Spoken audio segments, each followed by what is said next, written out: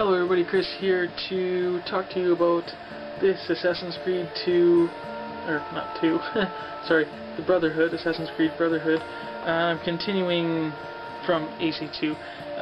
So what I want to do in this video is just talk about some of the good things, the bad things, just kind of a review and my thoughts on this particular game. As you can see from some stuff behind me, I got the collectors, and I have been enjoying it, and I like the AC series. This particular one, I think was great. The regular story is beautiful. For those who don't know, it's got a lot in it. I mean, it's got things about religion, science. You got the past and present, and you know, machines, and heck, like so much. And it takes place in the Renaissance era. This one is mostly in Rome. Pretty much the whole thing. But there's Templars and there's the Assassins, and Templars basically try to control the people and the masses, and usually through high positions, either in the church or political positions. And the Templars, or the Assassins, are for freedom and free thinking and all that kind of stuff, and basically protecting the people. They do put a warning at the beginning, I think, of all of the games there too, that this is a game that has been created by a multicultural team with varied religions, because this one is heavily about, well, people in position of power within the church. So it would make it seem like the church is controlling people, but really good story. Like I say, it goes from the past. Desmond, who's in the present, he's reliving the memories through this animus machine to relive his past, the memories of his past, we call it relatives, and basically this machine reads the genetic memory of your ancestors, only those within, and it's kind of passed down. But just crazy. It's got, I don't know what else it's kind of got in it. I mean, just so much twists and turns. The story itself kind of goes, I guess, a little bit shorter. You could run through it pretty quick, I guess. I finished it about a week ago or so, and I bought it right on the 16th, and I don't have all that much time being a father and that, but the hours I was able to put into it, able to finish it. Tons of side quests make it this game. You're going to get plenty of hours if you keep doing the side quests. One of the great little memories, too, I thought was really neat, stuck in my mind,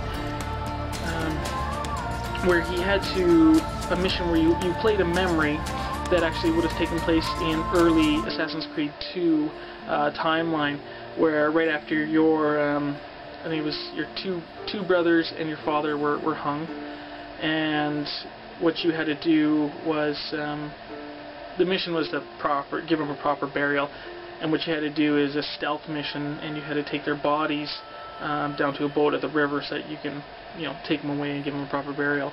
It was a very touching memory, and it was great to see some of those old memories from there and filling in some of those gaps that you missed in Assassin's Creed 2.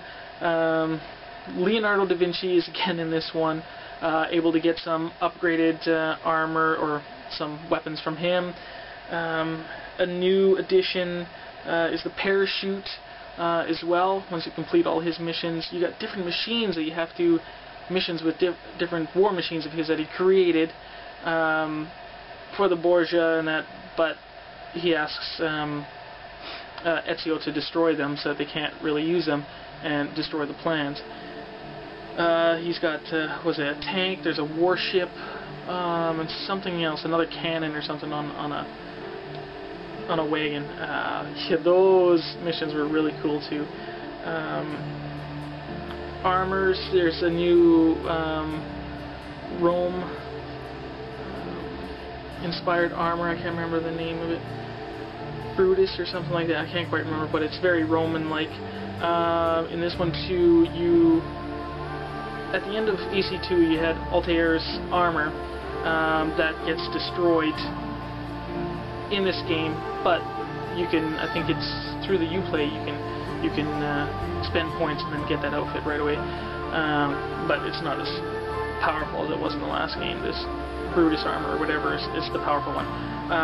So early in the game you get a different costume where you're back to the white hooded costume, but it's the long robes. And I did like, if you see here, Ezio's short robes in Assassin's Creed 2. Altair has the long ones. I kind of like this look. But the costumes are all really great. What else is there? You can ride horses in the cities now, which was a little bit different. You got boats you can ride on in the rivers. Oh heck! One thing about the map, as you see behind me, of Rome, basically that's the whole thing, and they said it's the biggest map that they've made in the game so far. But that's all you're in, is basically that one map, and the other games you had multiple areas to go to. So maybe overall in the other games, when you combine them all together, maybe the maps were bigger. But this one, it's just kind of all together. It's a huge, gigantic map. So I don't know if I think that's good or bad. Throughout this video too, like if you guys ever playing it or whatever, just give me back your feedback for this game too, what you thought. I'm just throwing all this stuff out there, have a good discussion about it. What else was there? Just head on the tip of my tongue. Multiplayer. Yeah, multiplayer, that's new in this one. Really interesting. Basically you gotta be stealthy and kill your guys. You have somebody chasing you and you're chasing other players online. So your kills are based on better kills, you know, faster and stealthier and stuff like that. You can have chases if you spot your guy who's supposed to kill you, and then there's chase breakers, different upgrades as you level up your character. You can get different perks. So the idea, I really like it. I haven't played much of it yet. Played it a bit, but one fine thing with the multiplayer is it takes forever to try to get into a game, and I think they can expand it a little bit more as for your gameplay options. But really good idea, I like it, and that's going to have lots of replayability. A suggestion, I think, with all the side missions in your story, I'd probably do as much of the side missions as possible as you get new memories in there. Try to do everything else, and then go for your main memories, because I think now that the main story is over, I'm kind of like, it's not as much want to play it. But if I play it and I know I have a main memory, but I'm doing a couple side quests, and then I go do a memory, and then I do side quest memory, might make the whole thing maybe overall better for you, and you might enjoy playing it longer if you did like that. So that's what I would suggest. I don't know, I can't think of much else. I'm sure there's plenty of stuff that I could talk about, but please leave your comments and give me lots of feedback, what you thought was good, bad, like I say, too. The map, the costumes, the story, what was new, what you would have preferred maybe in the game, and where maybe you see the future of this game going if you guys have gotten to the end. Very interesting. Also, yeah, I was going to tell you too what else is in the game. I don't know, this first civilization too, it also, the story basically talks about this first civilization or whatever, where they came, changed us, and they try to make us, you know, supreme beings of sorts, and we rebelled against them. And then there's this, I don't know, cataclysmic event that's supposed to be happening in the future, and these, I don't know, this first civilization, or aliens I would call them, you know, they perceive time differently, and they know this something bad's gonna happen way in the future, and they're talked to through, you know, recordings to Ezio. They talk through Ezio to Desmond in the present now, so it's very interesting how things connect.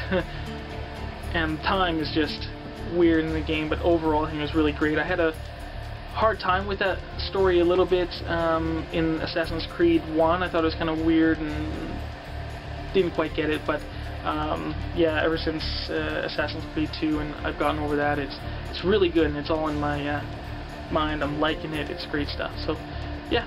So that's about that, you guys. Please, like I say, comment, give me all your feedback from the game, and if anybody hasn't been playing it, you want more questions or anything like that, I could probably answer something for you. So, that's about that. I'll see you guys later.